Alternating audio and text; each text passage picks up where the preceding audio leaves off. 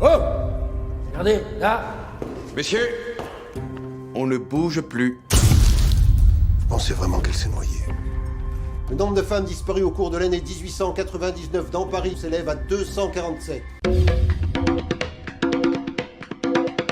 Ce qui m'a fait très plaisir, c'est quand j'ai découvert vraiment dans ma documentation que la Belle Époque elle-même se rêvait comme un feuilleton policier. Et un feuilleton policier accessoirement d'une grande noirceur. C'est l'époque du théâtre Grand Guignol, donc du faux sang à foison par baquets entiers qu'on déversait sur scène pour horrifier le public. C'est aussi l'époque où il y a un engouement généralisé du public pour le crime et les faits divers. Alors ça fait vendre. Donc c'est aussi l'époque de la presse à scandale, de la presse d'opinion violente et de la presse criminelle.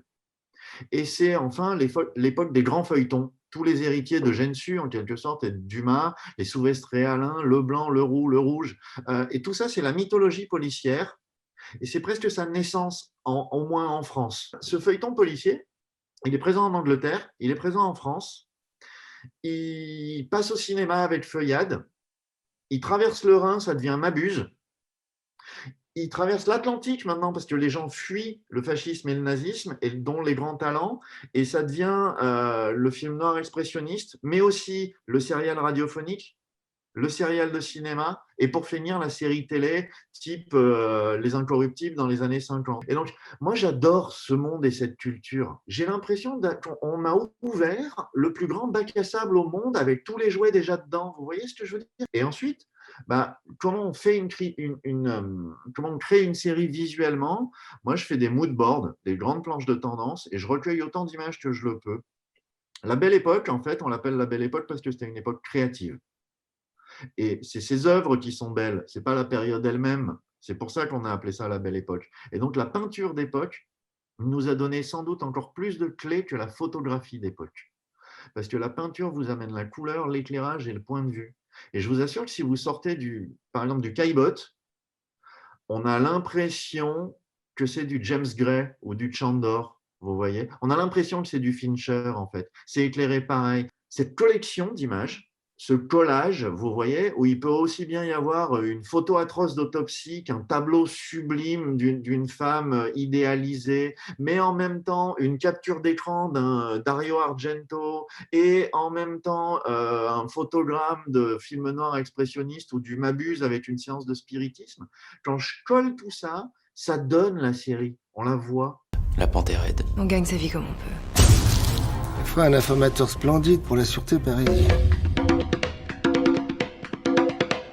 J'essaye de rendre justice à ce que j'ai découvert moi-même et notamment aux émotions que m'a suscité la documentation.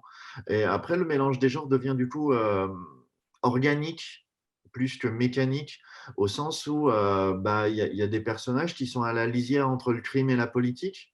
Donc, ils peuvent vous emmener vers l'enquête criminelle, ils peuvent aussi vous emmener vers le thriller politique. Et quant à l'humour noir, presque, j'ai envie de dire presque l'humour punk qu'il peut y avoir des fois, ça m'est naturel, ça fait partie de mes goûts en fait.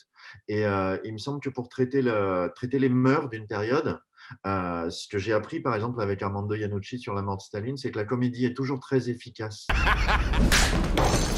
On réfrène son orgueil, on ne cède pas à ses désirs de violence. Police, ouvrez!